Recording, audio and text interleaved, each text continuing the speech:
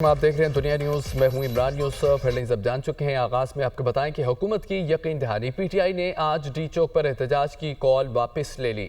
احتجاج مؤخر کرنے کا فیصلہ پی ٹی آئی کی سیاسی کمیٹی کے اجلاس میں کیا گیا۔ P T I chairman barrister Gohar نے ڈی چوک پر احتجاج کی کال واپس لینے کی تصدیق کر دی ہے۔ کہا کہ بانی پی ٹی آئی کا طبی معائنہ کروانے کی یقین دہانی کروائی گئی ہے۔ وزیر داخلہ نے یقین دہانی کروائی کہ آج صبح ڈاکٹرز کو اڈیالہ جیل بھجوایا جائے گا۔ خبر یہ ہے کہ ایف بی آر نے انکم ٹیکس گوشوارے جمع کرانے کی آخری تاریخ 31 اکتوبر تک بڑھا دی ہے۔ توسیع تاجر تنظیموں اور ٹیکس بار ایسوسی ایشنز کی درخواست پر کی گئی ہے اور تاریخ میں توسیع انکم ٹیکس آرڈیننس 2001 کے سیکشن 214A کے تحت کی گئی ہے۔ اہم خبر ہے، ایف بی آر نے انکم ٹیکس گوشوارے جمع کرانے کی آخری تاریخ 31 اکتوبر تک بڑھا دی ہے۔ توسیع تاجر تنظیموں ٹیکس بار ایسوسی ایشنز کی درخواست پر کی گئی ہے۔ تاریخ میں توسیع انکم ٹیکس آرڈیننس 2001 کے سیکشن 214A کے تحت کی گئی ہے۔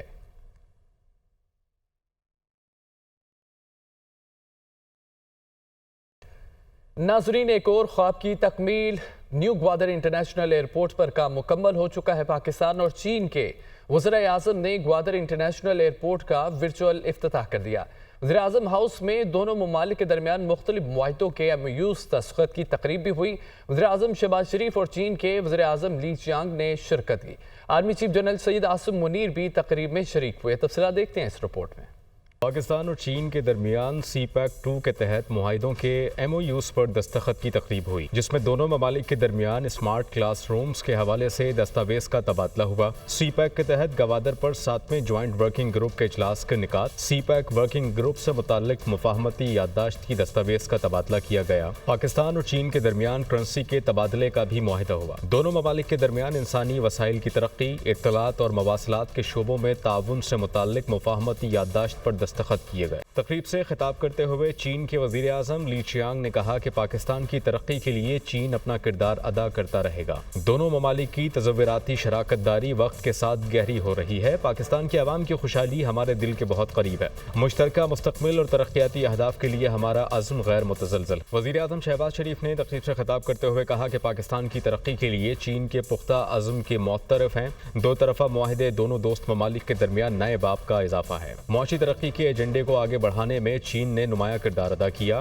گوادر انٹرنیشنل ایئرپورٹ دونوں ملکوں کی مضبوط دوستی کا مظہر ہے۔ منصوبے کی تکمیل کے لیے دونوں ملکوں کے انجینئرز اور ورکرز کی کاوشوں کو سراہتے ہیں۔ وزیر اعظم ہاؤس میں نیو گوادر انٹرنیشنل ایئرپورٹ کی تکمیل کے حوالے سے تقریب سجائی گئی۔ وزیر اعظم شہباز شریف اور چین کے وزیر اعظم لی چیانگ نے مل کر نئے گوادر انٹرنیشنل ایئرپورٹ کا ورچوئل افتتاح بھی کیا۔ وزیر اعظم شہباز شریف اور ان کے چینی ہم منصب لی چیانگ نے دونوں ممالک کے درمیان دو طرفہ تعلقات پر اطمینان کا اظہار کیا۔ دونوں رہنماؤں نے بنیادی نوعیت کے معاملات پر ایک دوسرے کی حمایت کے عزم کا اعادہ بھی کیا۔ وفود کی سطح پر مذاکرات کی تفصیل اس رپورٹ میں دیکھتے ہیں۔ پاک چین وزراء اعظم کے درمیان وفود کی سطح پر ملاقات، تصویراتی شراکت داری کو وقت کے ساتھ ساتھ تقویت ملنے پر اظہار اطمینان۔ دونوں ممالک میں اعلیٰ سطح کے روابط جاری رکھنے پر اتفاق۔ مذاکرات کے دوران پاکستان کی سماجی و اقتصادی ترقی کے تمام تر جاری منصوبوں کی بروقت تکمیل کے عزم کا اظہار کیا گیا۔ سی پیک کے نئے مرحلے میں داخل ہونے پر بھی مسرت کا اظہار کیا گیا۔ وزیر اعظم شہباز شریف نے یقین دلایا پاکستان میں چینی باشندوں اور منصوبوں کی حفاظت یقینی بنائیں گے۔ ملاقات میں چینی صنعت کی پاکستان منتقلی اور چینی سرمایہ کاری بڑھانے کے حوالے سے حکمت عملی پر بھی تبادلہ خیال کیا گیا۔ چین کے وزیر اعظم کی پاکستان کی عسکری قیادت سے اہم ملاقات، پاکستان اور چین کے درمیان درینہ تعلقات کو مزید وسعت دینے کے عزم کا اعادہ کیا گیا۔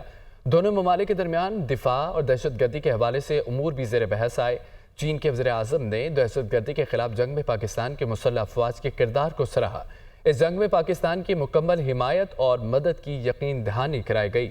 آپ کو بتائیں کہ چین کے وزیر اعظم کی پاکستان کی عسکری قیادت سے اہم ملاقاتیں ہوئی ہیں۔ پاکستان اور چین کے درمیان درینہ تعلقات کو مزید وسعت دینے کے عزم کا اعادہ کیا گیا۔ دونوں ممالک کے درمیان دفاع اور دہشت گردی کے حوالے سے امور بھی زیر بحث آئے۔ چین کے وزیر اعظم نے دہشت گردی کے خلاف جنگ میں پاکستان کے مسلح افواج کے کردار کو سراہا اور اس جنگ میں پاکستان کی مکمل حمایت اور مدد کی یقین دہانی کرائی۔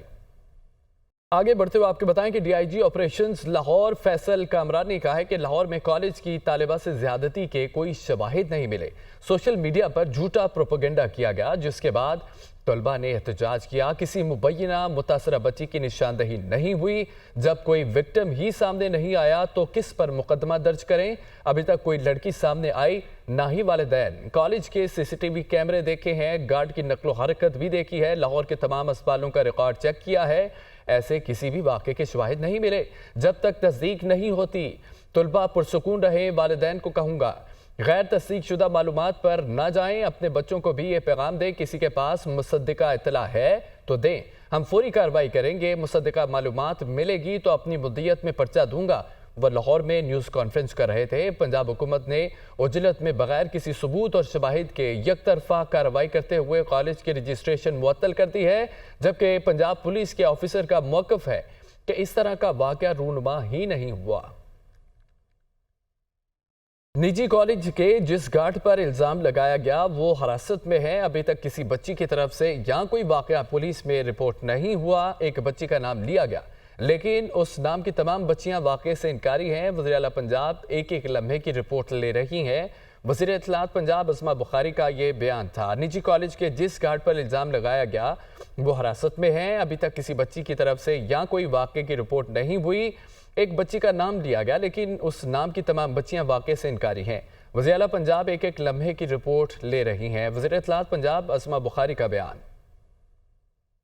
اسرائیلی جارحیت کو نہ روکا گیا تو یہ مزید بڑھے گی۔ ترجمان حماس اسامہ حمدان کی عرب میڈیا سے گفتگو۔ اسرائیل گزشتہ 1 سال کی جنگ میں اپنے عسکری اہداف حاصل کرنے میں ناکام رہا۔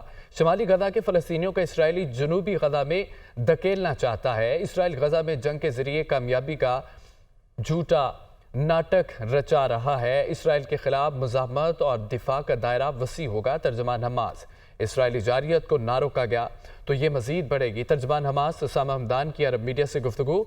انہوں نے کہا کہ اسرائیل گزشتہ 1 سال کی جنگ میں اپنے عسکری اہداف حاصل کرنے میں ناکام رہا۔ شمالی غزہ کے فلسطینیوں کو اسرائیل جنوبی غزہ میں دھکیلنا چاہتا ہے۔ روسی عدالت نے فرانسیسی محقق کو جاسوسی کے الزام میں 3 سال کی سزا سنا دی ہے۔ وناٹی نامی فرانسیسی شہری روسی فوج کی خفیہ جاسوسی اور معلومات اکٹھی کرتا تھا، روس کا الزام ہے۔ عدالت نے ملزم کی مجرمانہ کی استدعا مسترد کر کے وناٹی کو جیل بھیج دیا ہے۔ فرانسیسی صدر ایمانوئل میکرون نے تمام روسی الزامات کو تردید کر دی ہے۔ روسی عدالت نے فرانسیسی محقق کو جاسوسی کے الزام میں 3 سال کی سزا سنا دی ہے۔ وناٹی نامی فرانسیسی شہری روسی فوج کی خفیہ جاسوسی اور معلومات اکٹھی کرتا تھا، روس کا الزام ہے۔ عدالت نے ملزم کی جرمانے کی استدعا مسترد کر کے وناٹیر کو جیل بھیج دیا۔ فرانسیسی صدر ایمانوئل میکرون نے تمام روسی الزامات کی تردید کر دی اور کہا وناٹیر کا تعلق ایک انسانی حقوق کی تنظیم سے ہے جس کا فرانس سے کوئی لینا دینا نہیں ہے۔